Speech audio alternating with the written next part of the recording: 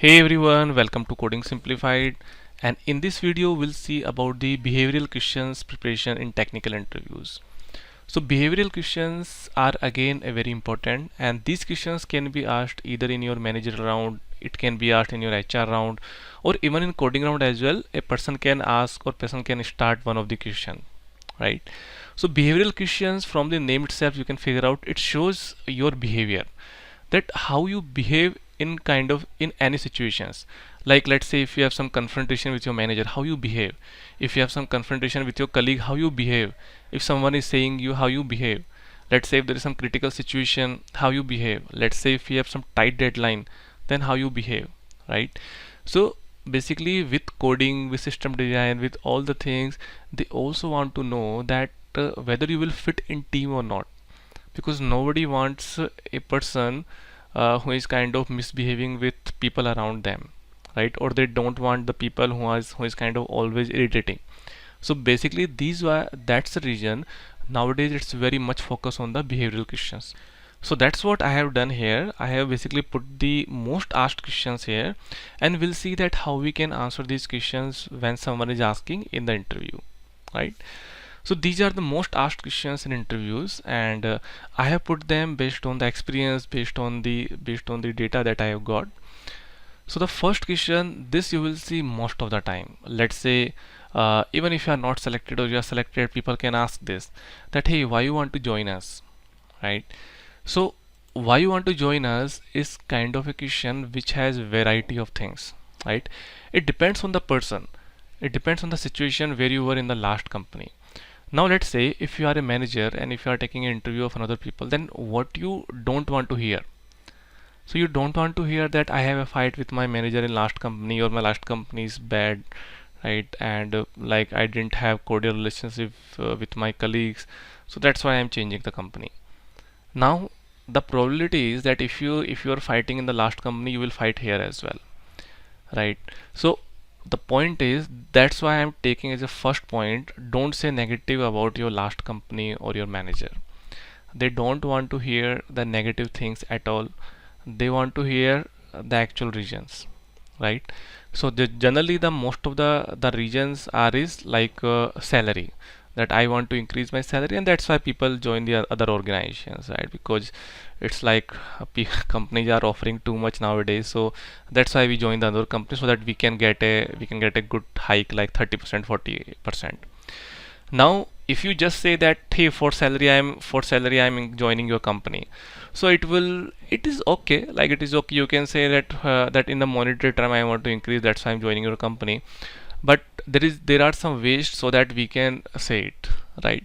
Like you can say that hey, for my personal growth, I want to join this company, and I have heard a lot about this company, and I have seen the work you do, and like it kind of mesmerized me, and that's why for my personal growth I think it would be best if I join this company, right? So don't say directly that hey, for money I want to join this company, for salary increase I want to join this company. Personal growth is a term which includes a lot of things. Personal growth in terms of your monetization, personal growth in terms of your work, personal growth in terms of your skills, right? So because the point is, it reflects what your thought process is, and that's why they want to hear from you, right? So you can say for my personal growth I want to join this company. Now you can say the monetary as well, that's why I put it here. You can say that I want to join this company for my personal growth, as well as with will enhance my monetary part as well. So like when you don't say alone the monetary part, I know like this is the important part, and this is the like so for most of the cases it's kind of the main part. But with the monetary, add some things as well. Like you can say that hey, I want to join with my personal growth, which will increase the monetary part as well. So basically monetary should be less, showing less, and then other things like personal growth can impact a lot, right? Now you can also, the one of the reasons can be the project shifting as well. That is something, it's a valid reason you can mention. So you can say that, hey, I was working on this project since last 2 year and I had very good, command in this one, and this was very good going. But like after that, now the project is completed and I'm kind of in on bench. So, and I'm not working anymore for last 2 months, so I thought it's a great opportunity to look for another option, and that's why like I started giving the interviews, and that's why I'm here. So, like, it won't look bad. They would say, okay, you are working very good and you were in last company for like 2 3 4 years, and now you are just changing this because you thought it's right opportunity, you have successfully completed your last project, and now you're looking for the great opportunities, right?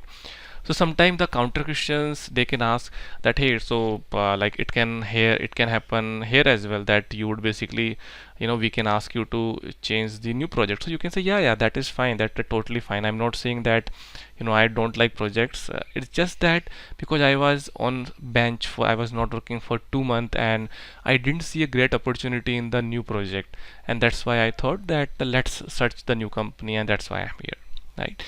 So like it's a way how you are saying this, right? So always ready for the counter questions. So this is again one of the reasons that we can say. Now location again can be a part.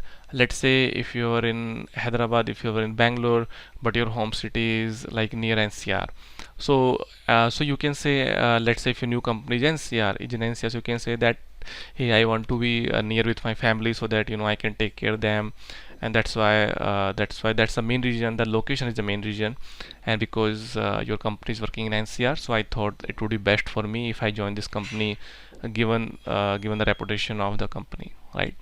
So that can be one of the location is can be the one of the region that you can mention. Now the important part is research about the company. That, let's say if you are joining a company and if you know the good points about the company, and if you mention them, then the other person will also feel good, and the point is these are the valid reasons. Let's say if you are joining Google, so you can say that, hey, like it was my dream, to join the Google, and since I started my career, and I feel like blessed if I join this company, and like what could be better than Google, right? Like Google has been the pioneer in the Google Maps, in the search, and I see a great opportunity for working here, and given the reputation it has, given the brand value it has, it was always my dream. So, so the point is, if you know other things as well, like the what is the revenue happen, what is the over the growth, and just you can just see the Wikipedia about any company, right? Whether you are joining Microsoft, Amazon, or Adobe, or Google, or TCS, or whatever company it is. So basically you should know, you just research a little bit about the company so that you know good points, so that you can say, and the other person will also feel okay, like other person is motivated to join this company, and like, and that's a valid reason, right? Because many times we have the dream of joining a particular company, we have a dream of joining Amazon, Google, Microsoft. These are very big companies, and we always want to join.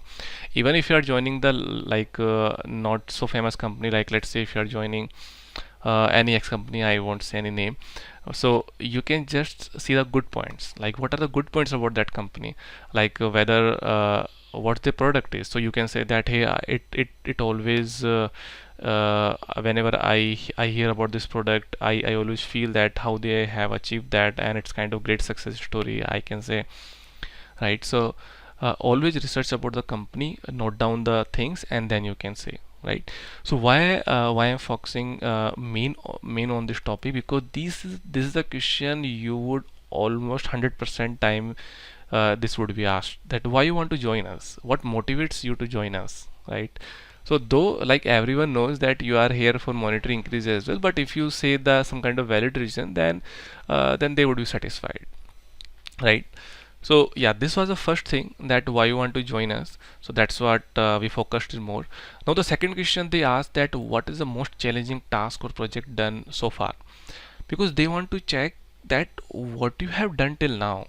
Let's say now if you are just, let's say you have 5 years experience, then from the 5 years experience definitely you would have done something great, right?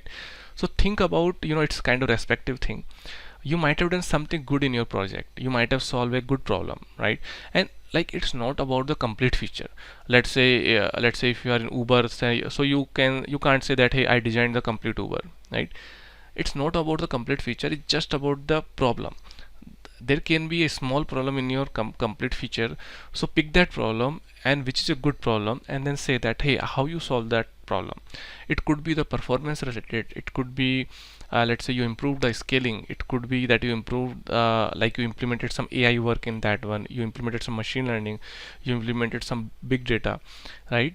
So the challenging task, you can say that, hey, we were facing a lot of outage because our customers were like, there was too much customers on like holiday season. So in this case, I solved this by adding the couple of I improved the scaling, and that solved the problem, right? So whatever you feel like, just think about that, and whatever the challenging problem that you have solved in your last project, not in last project, anytime, that you can mention there, right? And even guys, let's say if you haven't solved that great problems, but the other person in your team solved that problem, so you can understand that, you can understand from him or her that how they solved the problem, and that you can mention in the interviews. The only thing is that why interviewer is asking this, so that they know that whether you have actually done some work or not. Because let's say if you are just mentioning some problem which is not that great, right? So in that case, they would feel, okay, like the person has not that great experience, right? But if you are mentioning there's some good problem, then definitely it will have good impact, right? So if you haven't solved, that is fine, like whatever the challenging what task for you, that you can mention, but just try to, like, always have that problem, so that they want to see your approach, that what you have done actually. And when you mention that problem, know each and everything about that problem, right? Because then it's not about that they would ask and you will say, okay, that's it. They would ask in each and everything that how you solve, okay, what you did there. So like it was that easy, right? You could have done that. But then you should have all the counter questions, that yeah, we also thought that thing, but later we realized it was not that great for considering our project limitations, right? So these are the things basically we can say about the most challenging task or the project done. Now let's see the third thing, which is, where do you see yourself in 5 years? So when an interviewer asks this question, he just want to know the interview or like yours thought process, or like where do you see yourself 5 years. So let's say if I have deep passion for the technical, and if I have deep passion about something in technical, let's say about AI, about machine learning, about big data, about Android, about iOS.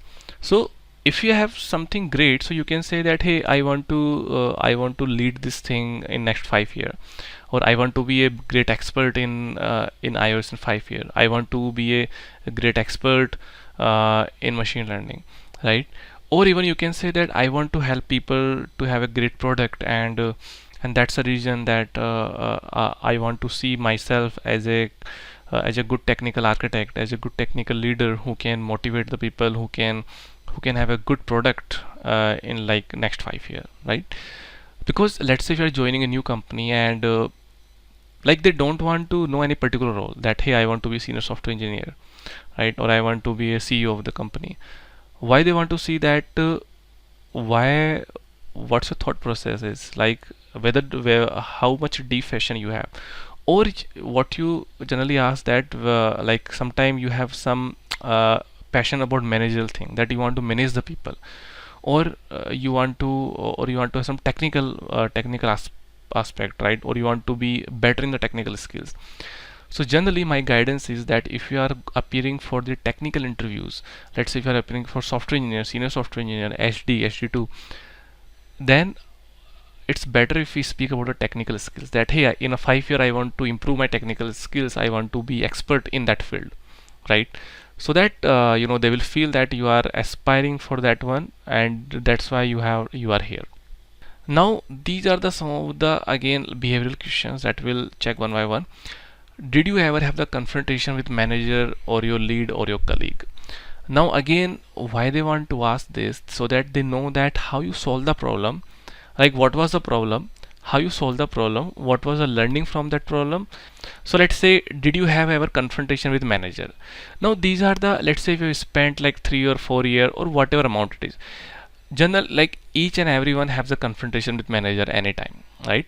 And confrontation is not like, like we are not talking since last month. It's just that confrontation can happen at any point, right? So let's say there was a project and you are assigned a task, but your task was also dependent on some third party, on some another team, right? So let's say what you did, your manager has given you feature that this feature will be done in 1 month, or let's say 3 months. Now you are dependent on some other team, and you kind of just discuss with one of the member of the other team, and then they agreed, okay, we'll give you feature in 1 month, and then you can start your work. Now what happened that you just have the verbal communication, or you just have the communication with the another guy. Now what happened, let's say the other guy didn't complete the work, right? Now your manager asking you, and now your feature got delayed. Now your manager is asking you that, hey, why the feature is not ready yet, right? And then you have your valid reasons. You can say that hey, the other team is not completed yet. And now the your manager, whether you informed or not, that's again on you. Let's say if you didn't inform your manager about the dependency, right? And now you are saying this at the last moment when the feature is at the risk. So what happened, even though you are like it's dependent on other people, but you are blocked, right? So now your feature is totally, like in big mess, right? So now you have the confrontation with your manager. This is a situation which can happen. Now what could have done, you could have put the you could have put the your manager in CC, the other guy manager in CC, and there should be a proper teams meeting. There should be proper follow up in every week. There should be proper follow up in the status. Hey, what's the status? Keeping all the stakeholders in loop, right? So this is one of the example. This is just one of the example, right?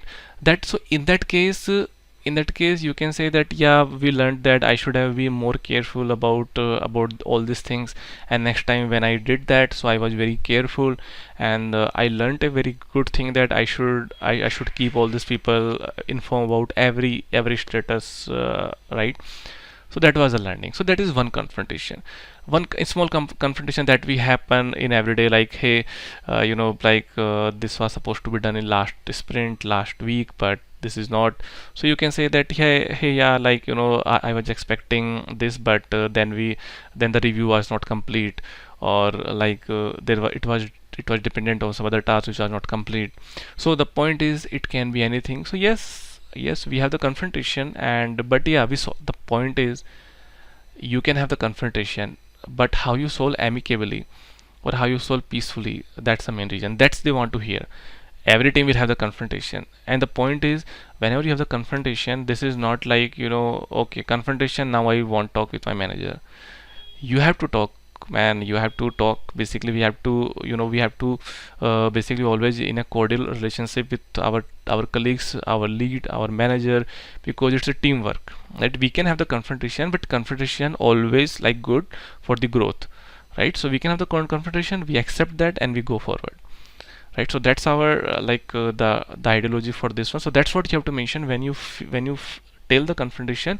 Also tell that how you solve that problem, what was the learning from that, and you can say that, hey, I learned to this thing from this, and after that I always took care about that, and now it's kind of I always take care whenever I do anything, right? So this was the confrontation. Now, was there any time of disagreement when you were right? So yes, situation can happen that, let's say, a very basic example. Now guys, it's all depend on your project. Just see that I have ever felt this or not, or ever this happened or not, and you can then say that, right?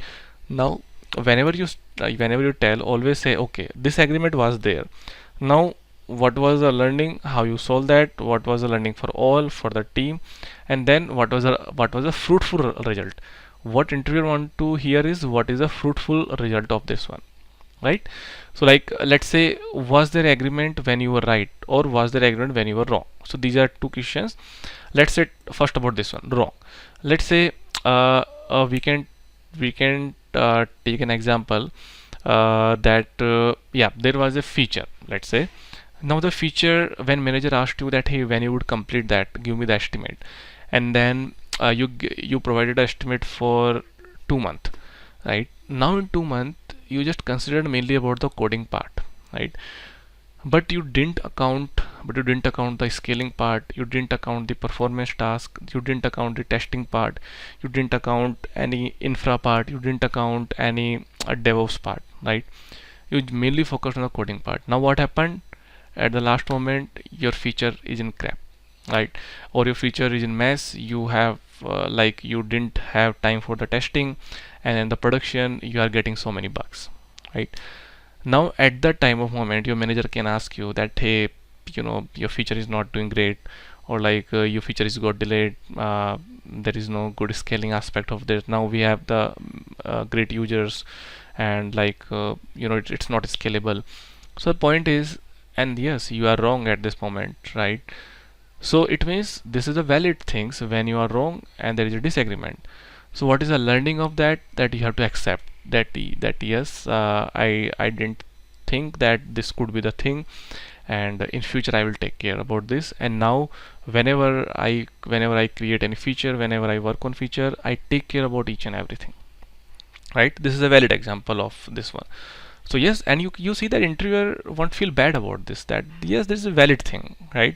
Sometimes it happened we didn't account a particular thing, and then later we realize, oh, I should have take care about this thing, right? Now when you were right, so you can say that that hey, there was a, let's say there was a feature, and in that they were using, let's say, MongoDB. Now later you realize, you told them that hey, MongoDB won't be that scalable considering the users we have, we should go for the Cassandra, or we should, let's say they were using SQL then, and you mentioned that we should go for Cassandra, right? So at that time you are right, but the management is saying that hey, we don't have much time right now, and considering the project deadline, considering the limitation, considering the cost, we can't go for this option, right? So yeah, there is a disagreement here, but the point is you are right. So now what is the thing?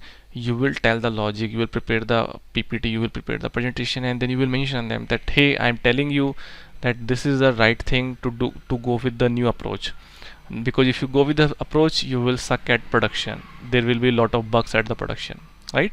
So this is the agreement also, but you are right at this moment. So this is a one example. Now it can happen, you can just think a variety of aspect, where because you work on a project, you work in a company, so there are a lot of situations happens, right?